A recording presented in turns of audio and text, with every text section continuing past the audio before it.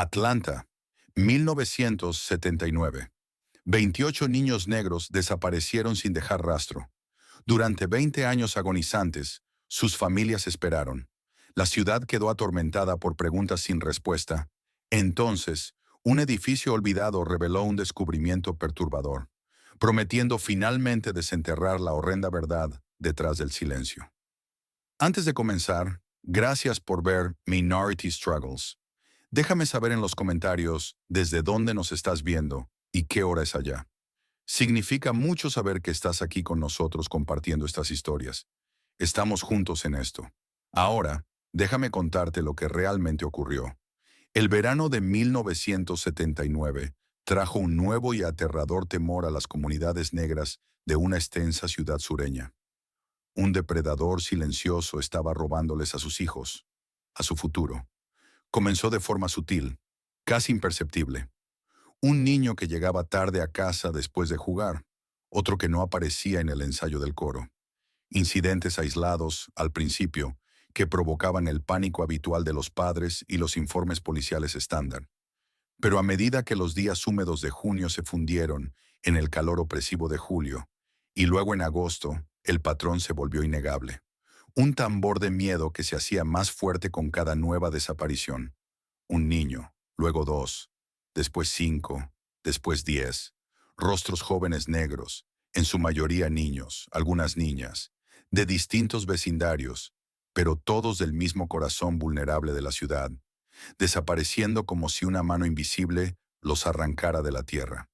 Isaiah Thomas, de 32 años, un hombre cuya fuerza normalmente se medía en el sudor honesto de su frente, como capataz en la fábrica textil local, vio su mundo reducirse a un solo y doloroso punto de enfoque: su hijo de 10 años, Malik.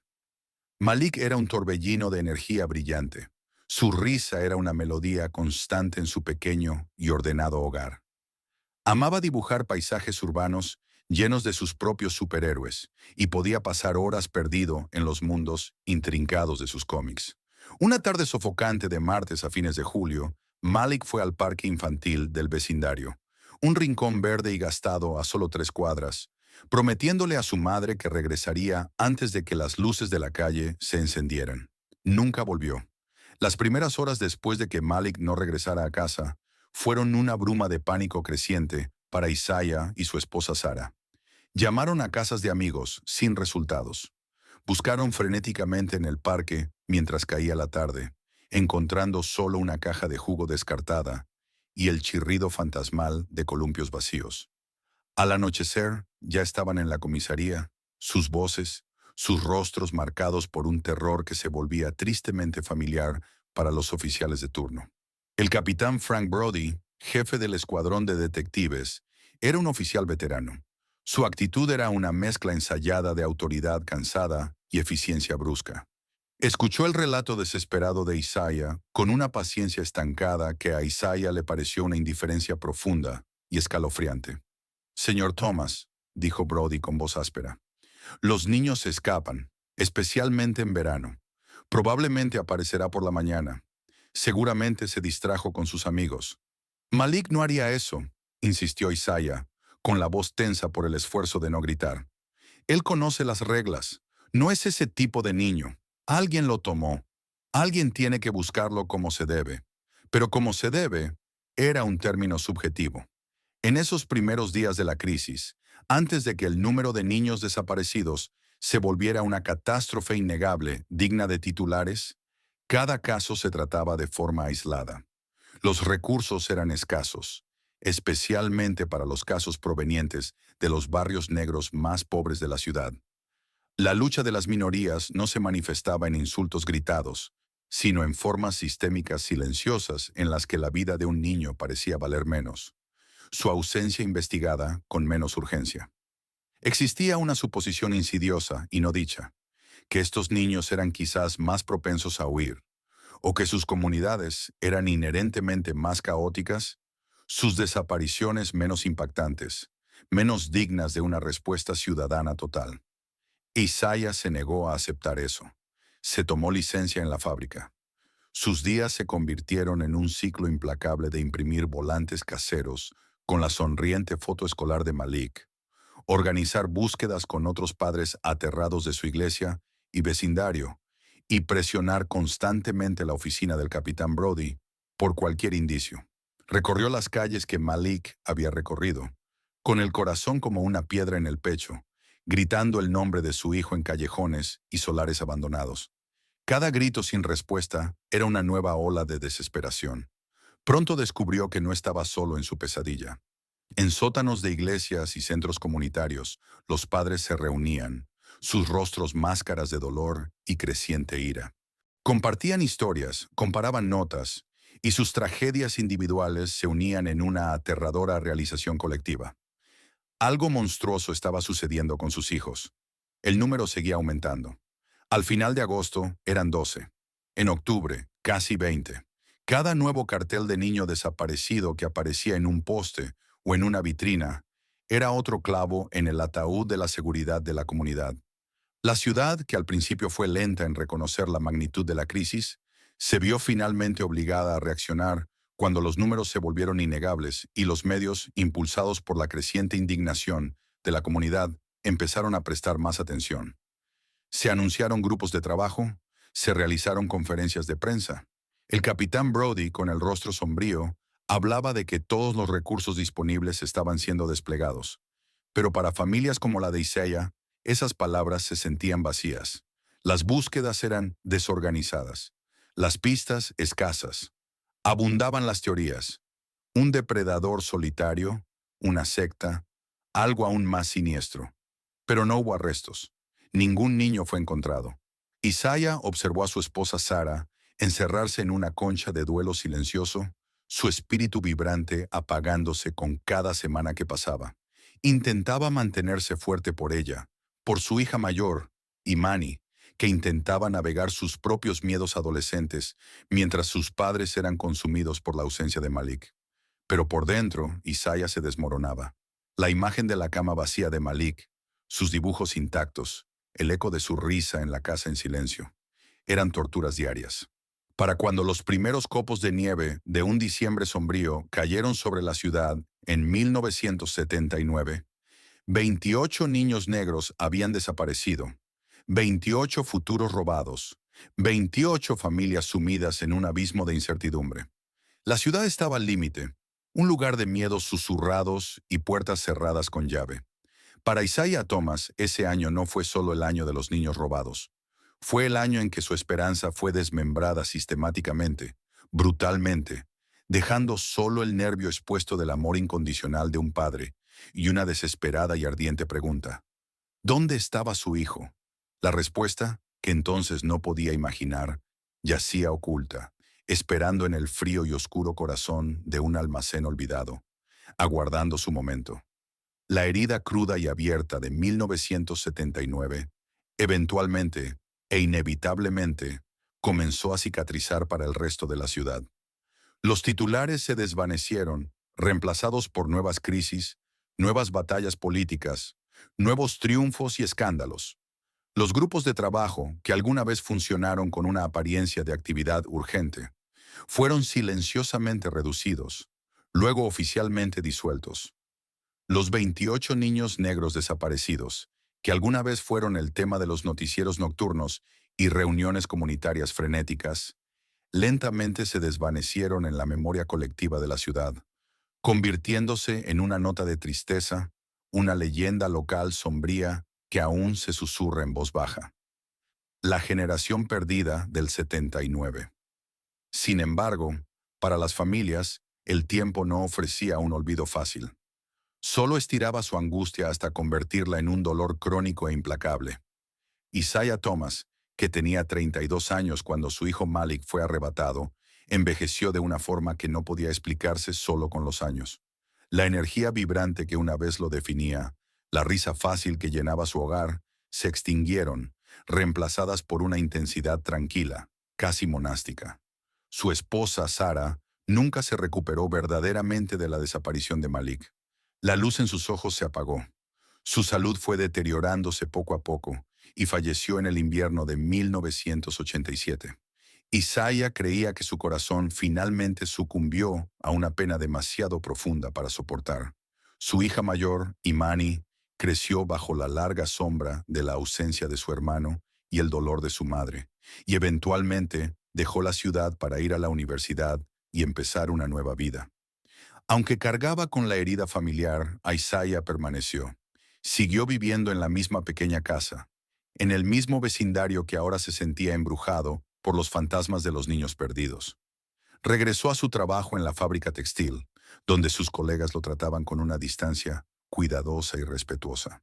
Pero su verdadero trabajo, la labor que consumía su alma, era la vigilia solitaria e inquebrantable que mantenía por Malik y los otros 27. Se convirtió en un archivista amateur de sus vidas robadas.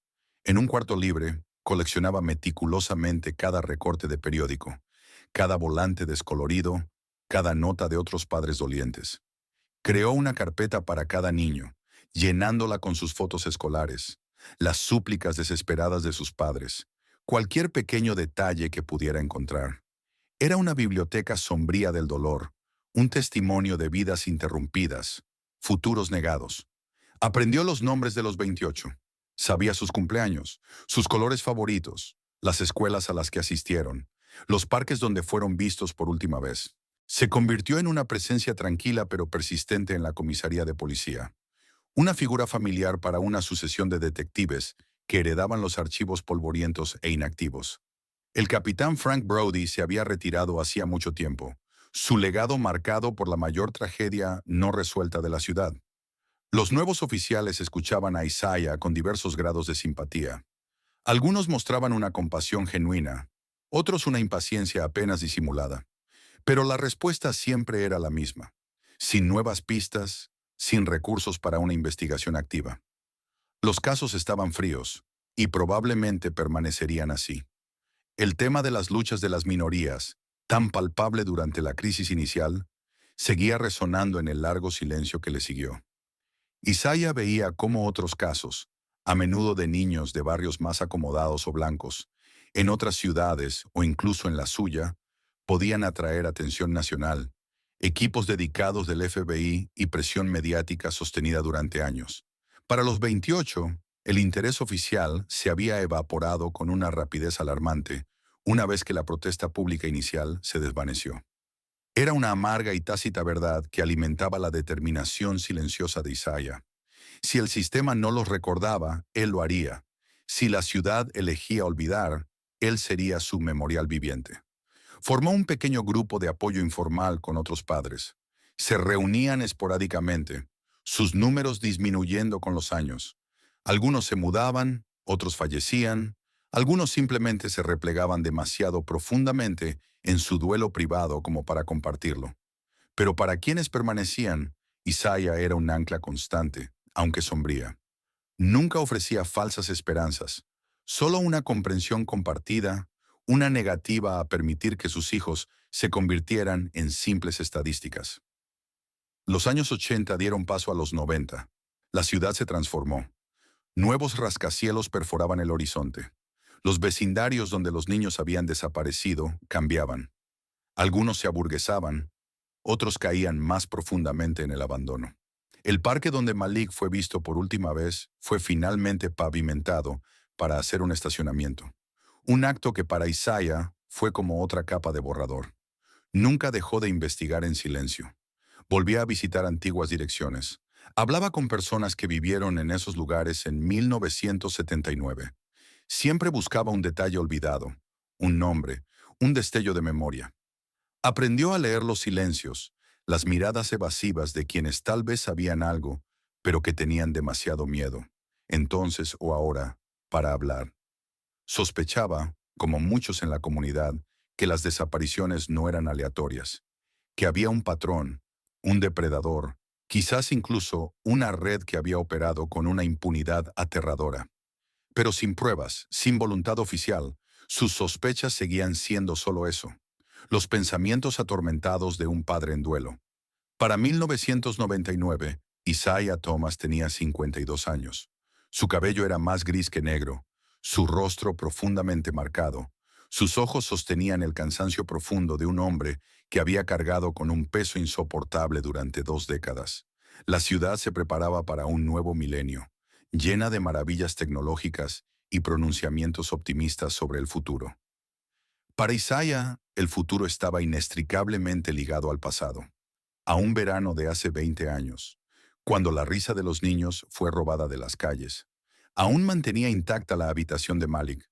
Los dibujos de superhéroes de su hijo seguían pegados a la pared, un testimonio silencioso y vibrante de una vida no vivida. La esperanza de ver a Malik con vida se había desvanecido hacía mucho tiempo, reemplazada por un anhelo distinto, más desesperado, la necesidad de la verdad, de respuestas, de alguna forma de justicia, por muy tardía que fuera, para los 28. No sabía que, en lo profundo del corazón industrial en decadencia de la ciudad, un almacén olvidado estaba a punto de revelar sus secretos ocultos y horribles, y que el silencio de 2 décadas estaba por romperse de forma terrible. El otoño de 1999 llegó a la extensa ciudad sureña con una gentileza engañosa. El calor brutal del verano finalmente cedía. Para Isaiah Thomas, marcaba 20 años desde que su niño de ojos brillantes fue tragado por las sombras de la ciudad. 20 años de vida vivida en un crepúsculo perpetuo de dolor y preguntas sin respuesta. Mientras la ciudad se preparaba para el nuevo milenio, Isaiah seguía anclado en 1979, su calendario personal congelado en ese verano terrible. Aún realizaba sus investigaciones silenciosas. Aún cuidaba su archivo sombrío de los 28 niños perdidos. Guardián solitario de una llama que la mayoría creía extinguida hace tiempo. A kilómetros de la vigilia de Isaiah, en un sector industrial olvidado del empobrecido sur de la ciudad, se gestaba otro tipo de ajuste de cuentas. El área era un cementerio de ambiciones, plagado de los cadáveres en descomposición de fábricas y almacenes que alguna vez vibraron con actividad, pero que ahora yacían silenciosos, sus ventanas como ojos vacíos. La ciudad, en un ataque de renovación urbana premilenaria, finalmente había programado la demolición de varias de estas estructuras deterioradas. Entre ellas estaba el antiguo almacén de Acme Consolidated Textiles, un monolito de ladrillo que había estado cerrado desde finales de los años 70, su vasto interior entregado lentamente a las palomas, las ratas y el avance implacable del tiempo. Un equipo de contratistas de la ciudad, encargado de la evaluación inicial de materiales peligrosos y la limpieza estructural antes de que llegara la bola de demolición, comenzó a recorrer los espacios cavernosos y llenos de polvo de acme.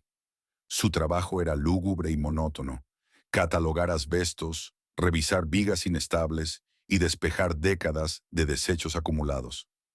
En una fresca mañana de martes a finales de septiembre, 2 trabajadores, Earl y Jimmy, fueron asignados a una remota sección en la planta baja del almacén, que según los planos descoloridos, alguna vez albergó oficinas administrativas, pero que ahora parecía ser solo una serie de paredes internas colapsadas y montañas de escombros. «Huele como si algo hubiera muerto aquí hace 100 años», murmuró Jimmy, ajustándose con fuerza la mascarilla mientras luchaba con una gran viga de madera podrida. Earl gruñó en señal de acuerdo, haciendo palanca con su barra metálica en una sección de ladrillos caídos. Cuando los ladrillos se desmoronaron, no revelaron la esperada base de concreto, sino el borde de lo que parecía ser una pesada puerta reforzada con acero, casi completamente oculta por los escombros y claramente ajena al diseño original del almacén. Estaba empotrada profundamente en lo que se suponía debía ser un muro exterior sólido, lo que sugería una adición clandestina posterior. No tenía manija visible ni cerradura evidente, solo una superficie metálica oxidada y continua. La curiosidad, un antídoto poderoso contra el tedio del día, se apoderó de ellos. Tras un breve e infructuoso intento de forzar la puerta, llamaron a su capataz. Este, al evaluar la naturaleza inusual de la entrada sellada, contactó al Departamento de Obras de la ciudad, que siguiendo el protocolo para anomalías estructurales inesperadas en edificios condenados, notificó a la policía. Fue una cadena de procedimiento burocrático, poco notable al principio. Más tarde esa tarde, Un pequeño equipo de la Unidad de Seguridad de Edificios del Departamento de Policía llegó, acompañado por un equipo del Cuerpo de Bomberos equipado para forzar accesos. Descubrieron que la puerta de acero no solo estaba cerrada, sino que había sido soldada desde el exterior. Las uniones, toscamente selladas, pero efectivas. Tardaron casi una hora en abrirla con sopletes y herramientas pesadas. El aire se llenó con el penetrante olor del metal quemado. Cuando finalmente la puerta se abrió con un quejido, revelando un pasillo oscuro y angosto más allá, lo primero que los golpeó fue el olor. Un hedor seco, mohoso, casi asfixiante, de antigüedad, podredumbre y algo más. Algo indefiniblemente inquietante. Las linternas cortaron la penumbra, iluminando un corto corredor que conducía a otra puerta más sencilla, de madera, sin seguro. Uno de los oficiales la empujó. La habitación más allá era sorprendentemente grande, sin ventanas, y espeluznantemente preservada, como si hubiese sido sellada contra el paso del tiempo. Y no estaba llena de equipos industriales o muebles de oficina olvidados, sino de filas y filas de estanterías improvisadas, construidas con viejas cajas y tablones de madera. Y sobre estas estanterías, meticulosamente organizada, había una colección horrorosa y desgarradora. Había juguetes de niños, un oso de peluche gastado con un botón faltante, un conjunto de bloques de colores brillantes, un pequeño coche de juguete rojo de metal fundido, con la pintura descascarada. Había libros escolares, con las tapas descoloridas, algunos con caligrafía infantil garabateada en el interior. Malak T. tercer grado, La Toya do Bebé, nuestra clase. Había prendas de ropa, un pequeño vestido estampado, un par de diminutos tenis desgastados, una gorra infantil, fotografías desvaídas, algunas claramente fotos escolares, otras instantáneas de niños sonrientes, apoyadas contra algunos de los objetos. Cada estantería, cada objeto, parecía un santuario cuidadosamente curado de una infancia robada. El silencio en la sala era absoluto, solo roto por los jadeos conmocionados de los oficiales. Era un museo de inocencia perdida, una galería de un dolor inimaginable. Y entonces, sobre una pequeña mesa tambaleante en el centro de la sala, los encontraron. Varios cuadernos gruesos de estilo contable. Sus portadas eran lisas, sin detalles llamativos.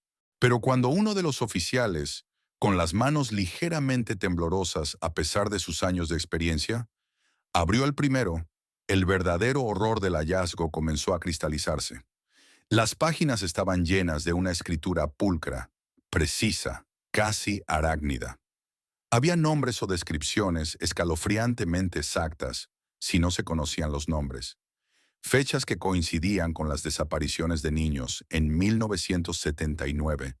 Símbolos crípticos, observaciones inquietantes y desapasionadas sobre los hábitos de los niños, sus apariencias, sus últimos momentos conocidos y, en ocasiones escalofriantemente, lo que parecían ser flores prensadas o pequeños bocetos cuidadosamente dibujados de los objetos ahora dispuestos en las estanterías alrededor. Era un registro, un cuaderno meticulosamente llevado, horriblemente detallado de secuestros, de posesión, de la grotesca obsesión de un depredador. Este era el archivo del guardián. El descubrimiento del almacén y su contenido envió una onda sísmica inmediata a través de las fuerzas del orden de la ciudad y pronto a través de toda la comunidad. No era simplemente una colección de objetos perdidos. Era un vínculo tangible y directo con los 28 niños desaparecidos en 1979. Una potencial piedra roseta para descifrar uno de los misterios más dolorosos y persistentes de la ciudad. El silencio de 2 décadas no solo se había roto, había sido destrozado por la revelación del testimonio escalofriante, meticulosamente curado, de los crímenes de un asesino. El descubrimiento dentro de la habitación sellada del almacén de Acme Consolidated Textiles no solo envió una conmoción a través de las fuerzas del orden, rasgó una herida de 20 años en el corazón de la comunidad, una herida que nunca se había curado del todo, solo se había cubierto con capas de duelo, frustración y preguntas sin respuesta. La noticia, contenida inicialmente dentro de los canales oficiales, inevitablemente se filtró, y pronto la ciudad ardía en especulaciones, horror y un renovado y agonizante enfoque en los 28 desaparecidos de 1979. Para las familias fue un torbellino de emociones, el terror de lo que finalmente podría confirmarse, la tenue y titilante esperanza de respuestas, y el amargo resurgimiento de la ira hacia un sistema que, sentían, había fallado a sus hijos 2 décadas antes. Isaiah Thomas, ahora con 52 años, recibió la llamada de un capitán de policía con voz sombría en su pequeño y silencioso hogar. El capitán hablaba de un avance significativo en los casos sin resolver de 1979, de objetos recuperados que podrían pertenecer a múltiples víctimas, incluido su hijo Malik. Isaiah escuchó, con la mano apretando el auricular con tanta fuerza que sus nudillos se pusieron blancos. Sus años de compostura estoica amenazaban con derrumbarse. Un almacén, pertenencias infantiles, cuadernos. Las palabras eran clínicas, oficiales, pero cada una caía como un martillazo.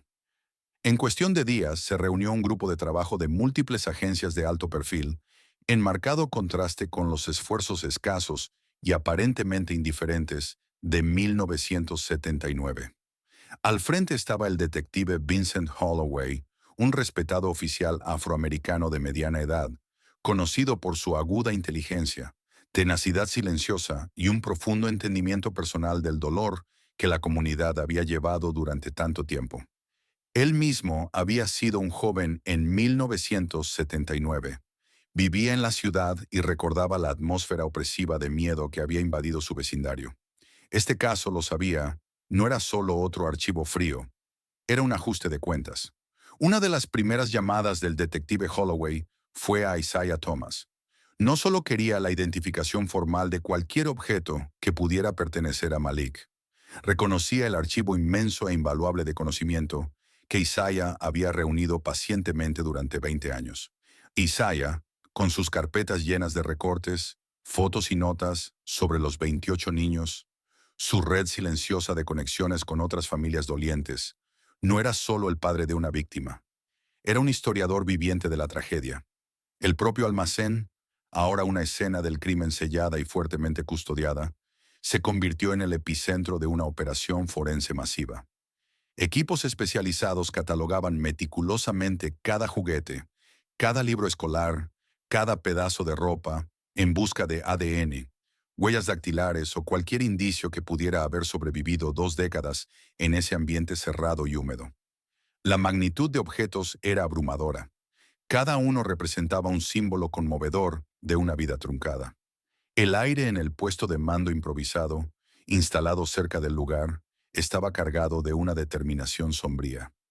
Pero el verdadero corazón de la investigación, la clave que quizás permitiría descifrar el monstruoso enigma, se encontraba en varios gruesos cuadernos tipo libro mayor, hallados sobre la mesa desvencijada, el archivo del guardián.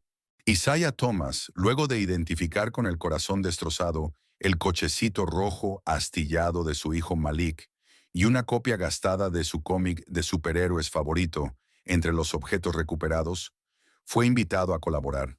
Su familiaridad con los nombres de los niños, sus escuelas, sus vecindarios, resultó invaluable.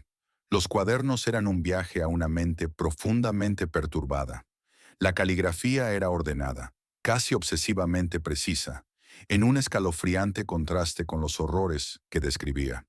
Algunas entradas eran simples listas, nombres, o si no eran conocidos, descripciones físicas detalladas, fechas correspondientes a las desapariciones, lugares donde los niños fueron vistos por última vez.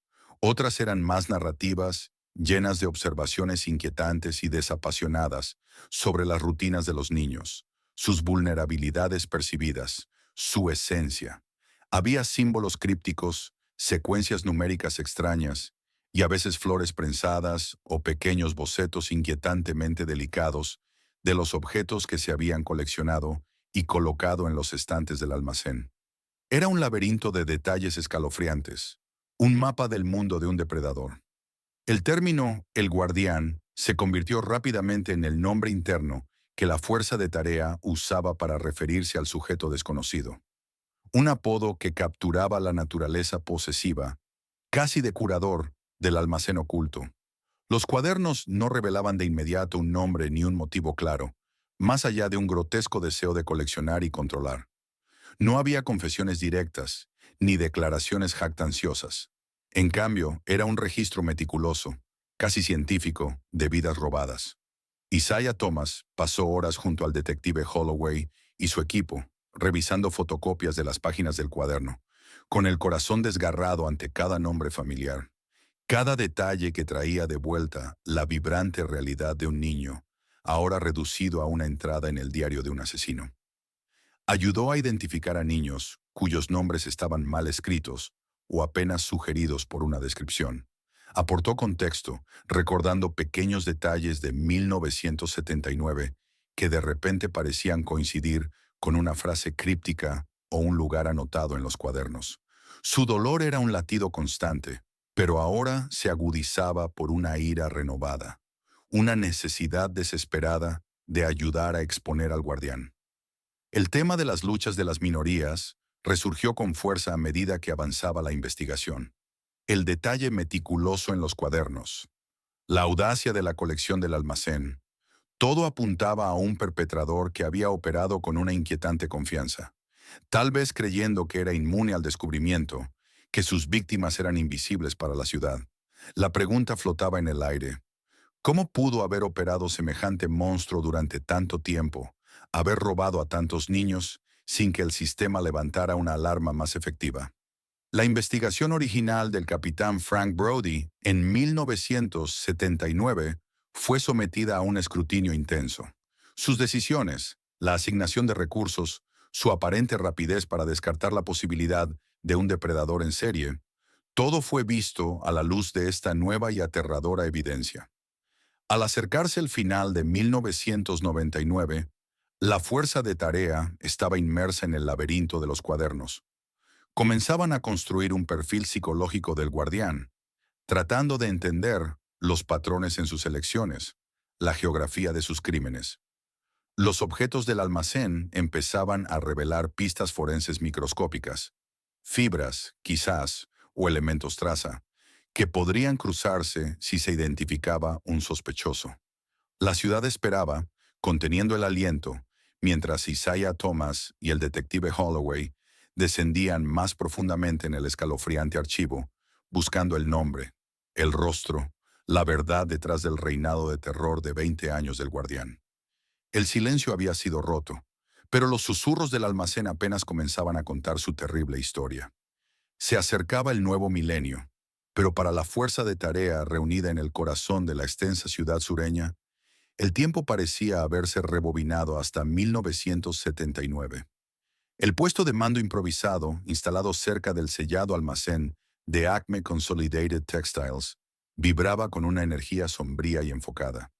Los días se convirtieron en semanas, luego en meses, mientras el detective Vincent Holloway, Isaiah Thomas y un equipo dedicado de analistas, perfiles y especialistas forenses se sumergían en el legado escalofriante del guardián. El almacén, con sus reliquias meticulosamente dispuestas de infancias robadas, había sido procesado con un cuidado minucioso.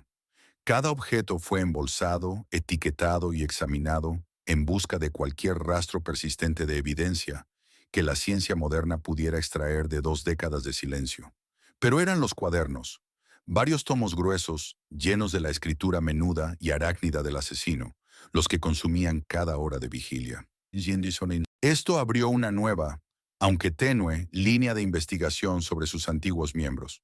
Las fibras encontradas en algunos objetos del almacén, aunque degradadas, fueron analizadas cuidadosamente, creando una base de datos que podría coincidir algún día si se lograba identificar el entorno de un sospechoso. Los cuadernos también sugerían una posible profesión del guardián, alguien que tuviera razones para estar en distintos vecindarios. Quizás alguien que trabajara con niños o que tuviera acceso a instituciones como escuelas o centros comunitarios, o incluso alguien en un rol de servicio que le permitiera observar sin despertar sospechas. Algunas entradas hablaban de horarios y oportunidades, lo que sugería una vida que permitía periodos de actividad intensa y enfocada. Isaiah Thomas, observando el trabajo meticuloso, sintió un cambio lento y doloroso dentro de sí. El dolor seguía ahí, una parte permanente de su alma. Pero ahora lo acompañaba un enfoque implacable. Ya no era solo un padre de luto, era un testigo, un historiador, una parte crucial de la maquinaria que avanzaba paso a paso hacia una verdad desconocida. Los cuadernos eran un mapa hacia la mente del monstruo que le había robado a su hijo. Y con cada palabra descifrada, cada patrón identificado, estaban un paso más cerca de darle un nombre, un rostro y, tal vez, un juicio final largamente esperado. Los susurros del almacén se volvían más claros, más insistentes, guiándolos cada vez más profundo en la oscuridad de 1979 hacia el arquitecto de tantas vidas robadas. El minucioso trabajo de descifrar los cuadernos del guardián y analizar la montaña de pruebas del almacén continuó sin descanso al comenzar el nuevo año 2000 para el detective Vincent Holloway, Isaiah Thomas y la fuerza especial dedicada al caso. El improvisado centro de mando cerca del antiguo almacén de Acme se había convertido en un segundo hogar. Sus paredes estaban empapeladas con mapas, cronologías, fotografías de las víctimas y páginas ampliadas de los escalofriantes diarios. La ciudad, una vez más atrapada por el espectro de su pasado, observaba y esperaba, con un aliento contenido durante 2 décadas que finalmente encontraba un ritmo desgarrado, pero esperanzador. El avance cuando llegó no fue una revelación dramática, sino la convergencia lenta y metódica de varias pistas arduamente obtenidas. El símbolo recurrente hallado en los cuadernos, vinculado por historiadores a una organización fraternal local extinta, llevó al detective Holloway a sumergirse en antiguos registros de membresía y de propiedades de la década de 1970. Al mismo tiempo, los lingüistas forenses que analizaban la redacción y el vocabulario comenzaron a construir un perfil sobre el nivel educativo, el entorno y hasta posibles jergas profesionales del guardián. A esto se sumaba el patrón geográfico emergente, a partir de los mapas esbozados y los puntos de observación anotados en los diarios, todos centrados en un grupo específico de barrios y rutas de accesos significativos en 1979.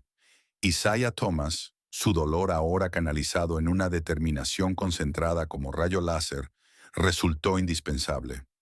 Reconoció un nombre en una vieja lista de miembros de la logia fraternal. Un hombre que había sido una figura periférica en la comunidad en aquel entonces. Alguien que dirigía un pequeño servicio de entregas independiente que le habría dado acceso a varios vecindarios sin levantar sospechas. El nombre del hombre era Arthur Lee Coynton. Aún vivía, ya en sus últimos 60 años, llevando una vida tranquila y discreta en un pequeño pueblo a las afueras de la ciudad. Se había mudado allí a principios de los años 80, poco después de la desaparición del último niño. Las piezas comenzaron a encajar con una rapidez alarmante. Las rutas de entrega conocidas de Coynton en 1979 coincidían significativamente con el terreno de caza sugerido por los mapas del guardián. Su edad y antecedentes coincidían con el perfil lingüístico. Y entonces llegó el análisis de las fibras. La cuerda industrial utilizada en algunas de las exhibiciones más elaboradas del almacén fue rastreada hasta un proveedor que, a fines de la década de 80, 1970, tenía un contrato exclusivo con un pequeño grupo de negocios locales, incluida la empresa de entregas de Coynton, para asegurar ciertos tipos de carga. El detective Holloway sabía que ese era su momento. La evidencia aún era en parte circunstancial, pero la convergencia era demasiado fuerte como para ignorarla. Necesitaban algo más directo, algo que vinculara inequívocamente a Coynton con los cuadernos y el almacén. Se inició vigilancia. Coynton vivía solo, como un recluso. Su pequeña casa, aislada, estaba rodeada de un bosque descuidado y cubierto de maleza. El clímax no llegó con un tiroteo dramático, sino con la ejecución silenciosa y meticulosa de una orden de allanamiento. Cuando los oficiales detuvieron a Coynton, un anciano frágil pero de mirada aguda que los recibió con una inquietante calma, el detective Holloway e Isaiah Thomas, presente como observador civil por petición propia, un derecho que Holloway había luchado por asegurarle, entraron en la casa. Estaba obsesivamente ordenada, casi estéril, salvo por una habitación cerrada en el sótano. Al abrirla, revelaron un pequeño espacio de trabajo meticulosamente organizado, y allí, sobre un escritorio de madera simple, había una máquina de escribir con una alineación ligeramente descentrada. La misma desviación encontrada en varios apéndices mecanografiados dentro de los cuadernos recuperados. A su lado, una colección de bolígrafos que coincidían con la tinta usada en las partes escritas a mano y, lo más incriminatorio, un cuaderno nuevo. Sus primeras páginas estaban llenas con la misma caligrafía pequeña y ordenada, detallando recientes observaciones perturbadoras de niños en su actual localidad. El guardián no había dejado de recolectar, simplemente se había adaptado. El arresto de Arthur Lee Coynton fue rápido. Ante la abrumadora evidencia proveniente de los cuadernos, del almacén y ahora de su propia casa, su fachada de calma comenzó a resquebrajarse durante el interrogatorio. Nunca ofreció una confesión emocional completa, ni pidió perdón. En su lugar, con un desapego inquietante, confirmó que los cuadernos eran suyos, su obra de vida, su catálogo de belleza efímera. Habló de preservar momentos, de comprender patrones. Sus motivos seguían siendo una oscura y enmarañada red de psicopatía y obsesión, más allá de la verdadera comprensión. Una vez que los cuadernos fueron cruzados completamente con los movimientos conocidos de Coynton y otras pruebas, se logró el trágico descubrimiento de varias tumbas sin marcar en zonas boscosas remotas que él solía frecuentar en 1979 y 1980. No se hallaron todos los cuerpos de los 28 niños. Algunos, insinuó fríamente el guardián en sus escritos, se habían perdido en el río, sus destinos sellados por las aguas.